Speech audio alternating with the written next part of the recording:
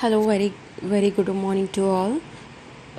Today we are going to study the another part of the second chapter, that is cleaning the environment. Some microbes are like this. They are going to clean the environment. Now, how can we control the spread of malaria and dengue?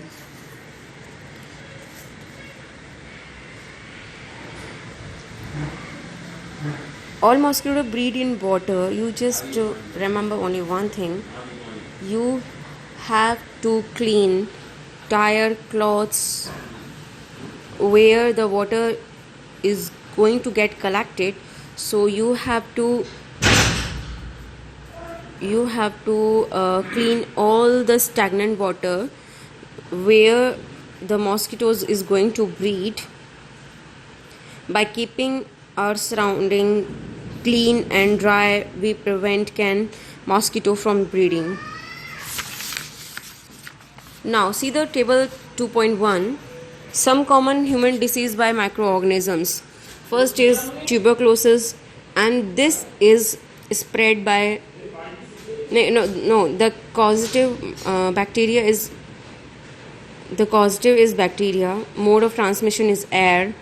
Keep the patient the prevention of measure general. Keep the patient in complete isolation. Keep the personal belonging of the patient away from those of other vaccination to be given at suitable age. You just remember this, in this corona period, in this pandemic period, everyone, the person is infected by the corona positive, by the coronavirus. They are going to isolated. Just because of this thing, they are not it will not be spread. So उनको isolate कर दिया जाता है. Measles जो होता है वो virus की वजह से होता है. Chicken pox virus, polio virus. And the mode of transmission is air contact and air water. Now human disease, cholera and typhoid, it is caused by bacteria, water, food and water. Maintain personal hygiene and good sanitary habits. हम कैसे इसको prevent कर सकते हैं, इन disease को रोक कैसे सकते हैं. हमें अपना हाइजीन का ध्यान रखना चाहिए. और सैनिटरी, मतलब जो कि हमारे जो सैनिटरी थिंग्स होती हैं उसको भी अच्छी तरह करना चाहिए. कंज्यूम प्रॉपर फूड को कंज्यूम करना चाहिए. बॉइल्ड वाटर पीना चाहिए और वैक्सीन लगवाने चाहिए. हेपेटाइटिस ए जो होता है वो वायरस की वजह से होता है. Drink boiled water and vaccination, इसमें भी हमें बॉइल्ड वाटर पीना चाहिए. Malaria is caused by protozoa. Protozoa means the protozoan just like amoeba and paramecium. Use mosquito net. And हम इससे कैसे बच सकते हैं? हम इससे ऐसे बच सकते हैं कि हमें जो है नेट का और जो रिपेलेंट्स जैसे लाइक कुछ फ्रेगनेंस जो होते हैं उनको हमें यूज़ करना चाहिए. इंसेक्टिसाइड का हमें यूज़ करना चाहिए. Control breeding mosquitoes by not allowing water to collect the surroundings. Now disease causing microorganisms in animals. Several microorganisms not only cause disease in human and plant but also in other animals. ये जो microorganisms होते हैं वो plants में और human and plants में नहीं होते, वो animals में भी हो जाते हैं. Just like for example anthrax.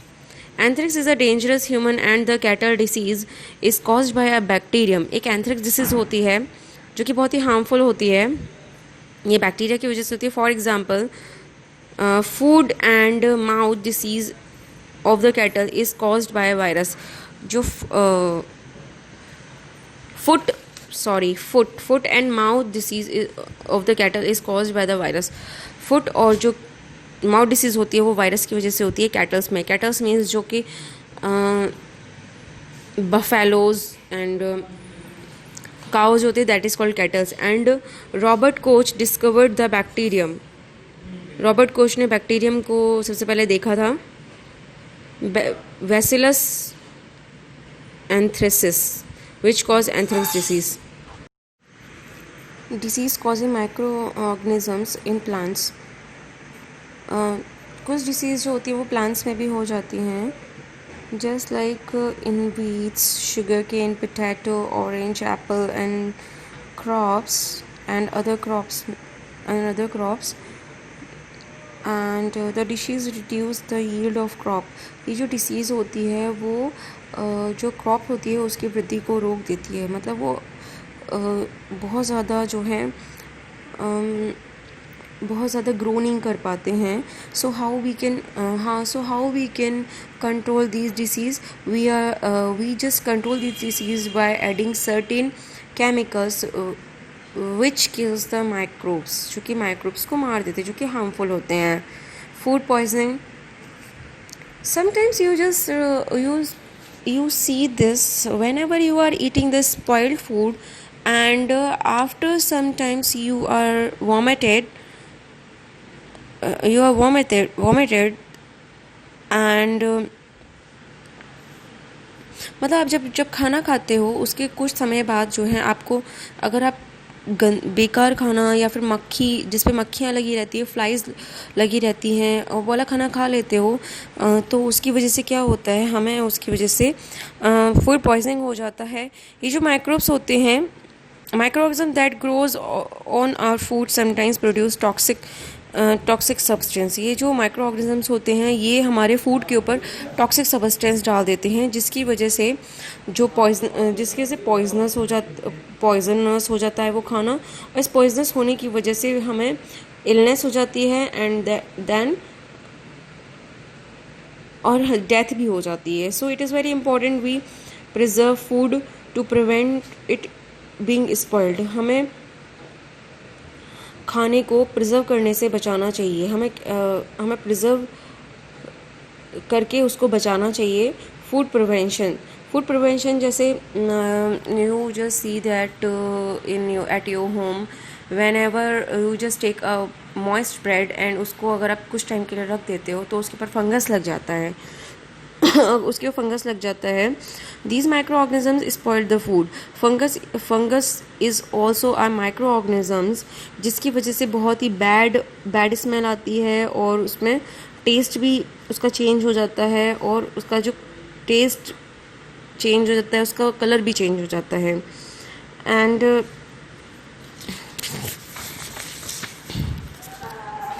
आपने ये चीज़ देखी होगी, जब भी आपकी जो दादी, आपकी जो मम्मा हैं, आपकी जब आप अचार डालती हैं मैंगो पिकल जब डालती हैं तो उसमें उसको प्रिजर्व करने के लिए, मतलब वो खाना ख़राब ना हो, तो उसमें जो है तेल, मतलब ऑयल एंड सॉल्ट डालती हैं, जिसकी वजह से जो खाना है वो प्रिजर्व रहे, मतलब सुरक्षित रहे, उसमें फंगस वगैरह ना लगे।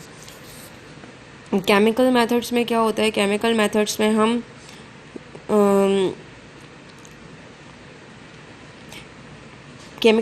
हम sodium benzoate and sodium meta bisulphate का यूज़ करते हैं as a preservatives, but in the genuine method we are using salt and edible oils that are edibles में तो जो खाने वाला जो ऑयल होता है are commonly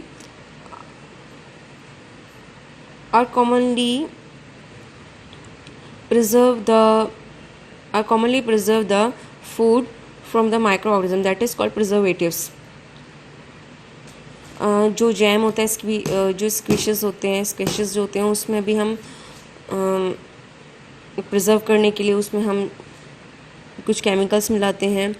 and preservation by common salt, हम क्या करते हैं, जब भी हम फ़िश या फिर कोई भी मीट लेके आते हैं और हमें उसको थोड़े दिनों तक हमें उसको रखना होता है, तो हम उसके ऊपर क्या करते हैं, उसके ऊपर हम सॉल्ट लगा देते हैं ताकि जो खाना है वो स्पॉइल ना हो। प्रिजर्वेटिव बाय शुगर, हम क्या करते हैं, जैम, जेली, स्क्वीजेज में हम जो है शुगर डाल देते हैं ताकि उसमें जो मॉइस्चर का जो कंटेंट है वो रिड्यूस रहे, और जो बैक्टीरिया है वो ना बढ़े और खाना जो है स्पॉइल होने से बच जाए। Preservation by oil and vinegar, हम क्या करते हैं, बैक्टीरिया की ग्रोथ होने से बचाने के लिए हम उसमें ऑयल और विनेगर डाल देते हैं ताकि जो खाना है वो स्पॉइल ना हो। हीट एंड कोल्ड ट्रीटमेंट में क्या होता है, first of all this method is very useful for the milk that is This process is called pasteurization. Now, what is pasteurization and who is discovered pasteurization? This process is discovered by the Louis Pasteur. इसमें क्या होता है, pasteurized milk can be consumed without boiling as free from harmful microorganisms. इसमें क्या होता है, जो पस्चराइज milk होता है उसको पहले तो हम 70 डिग्री सेल्सियस पर 15 से लेकर 30 सेकेंड्स तक हम उसको बॉईल करते हैं. फिर उसको हम सडनली चिल कर देते हैं, जिससे जो माइक्रो ऑर्गेनिजम्स की जो ग्रोथ है वो रुक जाती है. And storage and packing. These days dry fruits and even vegetables are sold in the sealed airtight packets to prevent the attack of the microbes. जो भी माइक्रो ऑर्गेनिजम्स होते हैं, आपने देखा होगा आजकल, जैसे कि जो क्या बोलते हैं उसको, जो भी वेजिटेबल्स आती हैं और जो ड्राई फ्रूट्स होते हैं उसको हम बिल्कुल जो एयर टाइट जो पॉलीथीन्स होती हैं हम उसमें उसको प्रिजर्व करके रखते हैं ताकि जो माइक्रो ऑर्गेनिजम्स हैं वो उस पर अटैक ना करें. And now what is nitrogen fixation? Nitrogen fixation is a symbiotic relationship between the rhizobium microorganisms and root nodules of the leguminous plant. Leguminous plants are those plants which are pea, pulses. These are the leguminous plant. इसमें क्या होता है, इसकी जो root में जो rhizobium bacteria होता है वो उसमें रहता है. इसकी जो रूट होती है, जो लेग्यूमिनस प्लांट की जो रूट होती है वो राइजोबियम बैक्टीरिया को रहने के लिए शेल्टर देती है और वो उसको नाइट्रोजन देता है प्लांट्स को. If the plant is rich to nitrogen gas and it will be grow up in a healthy way. And now what is nitrogen cycle? As you know that the nitrogen various our atmosphere contain various type of gases just like oxygen, carbon dioxide, nitrogen, and nitrogen is found in atmosphere 78%. ये सबसे ज़्यादा उसमें पाया जाता है. Nitrogen is one of the essential constitution of all living organisms as a part of the protein, chlorophyll, nucleic acid and the vitamins. जो nitrogen होती है ये proteins, chlorophyll and nucleic acid and vitamins में भी मिलती है. I mean these are the nitrogen rich components. The atmospheric nitrogen cannot be taken directly by the plant, and nitrogen, certain bacteria and the blue-green algae present in the soil fix the nitrogen from the atmosphere and converted it into the compound of nitrogen. जो we human beings and the plants cannot be taken it directly from the atmosphere. हम इसको directly atmosphere से नहीं लेते हैं. Some bacterias and the blue green algae fix the these nitrogen from the atmosphere and convert it into the compound of nitrogen. इसको जो है, जो कुछ बैक्टीरिया और जो ब्लू ग्रीन एल्गी होती है इसको एटमॉस्फेयर से लेती है, फिर उसके बाद उसको नाइट्रोजन कंपाउंड में इसको कन्वर्टेड कर देती है. Once nitrogen is converted into this usable compound, it can be utilized by the plant from the soil through their root system. इसमें क्या होता है, जब भी कोई प्लांट होता है, प्लांट सॉइल से, रूट की हेल्प से नाइट्रोजन को लेता है and the nitrogen is synthesised by the plant in the form of protein and the other compounds, and animal feeding on the plant get these protein.